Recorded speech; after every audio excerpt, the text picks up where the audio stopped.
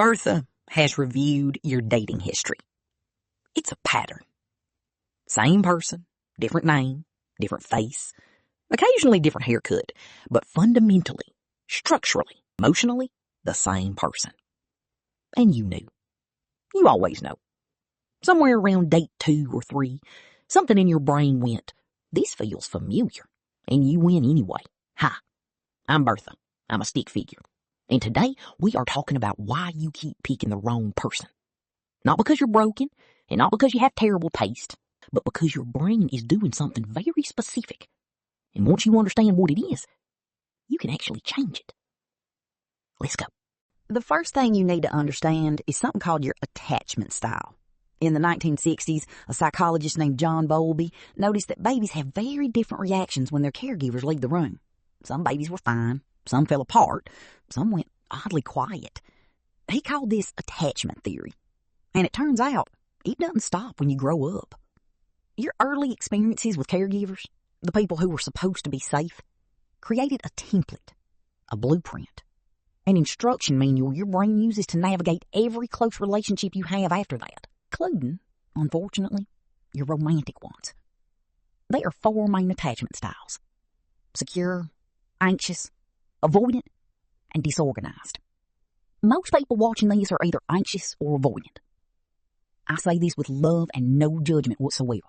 Anxious attachment looks like this. You care a lot, maybe too much by most people's standards. You notice when someone takes longer to reply. You replay conversations. You feel most comfortable when you have reassurance, and most uncomfortable when you don't. This isn't neediness. This is a nervous system that learned that connection is unpredictable, and unpredictable things need to be monitored. Avoidant attachment looks like this. You value your independence a lot. You get uncomfortable when people need things from you. When someone gets too close, something in you wants to pull back. You tell yourself you just need space. You always need space. This also isn't selfishness. This is a nervous system that learned that depending on people is dangerous. So it stopped. Now here is where it gets interesting. Anxious and avoidant people are magnetically attracted to each other. Specifically, each other. The anxious person feels most alive with someone a little bit out of reach. The uncertainty is uncomfortable, but it also feels like love, because that's what love felt like when they were small. The avoidant person feels most comfortable with someone who keeps trying. The pursuit feels like safety. The distance feels like freedom. Together, they create a perfectly balanced, completely unsustainable, emotionally exhausting dynamic. And they do it over and over again, with each other.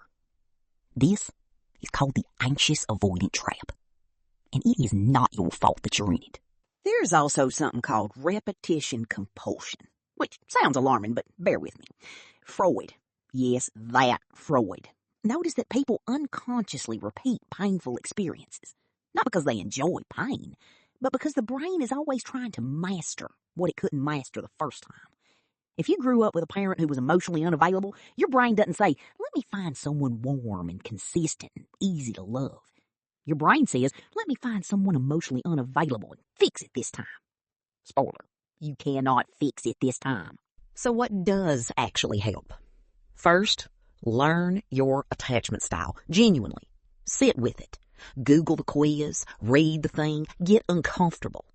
Knowing what you are doing is the only way to start doing something different.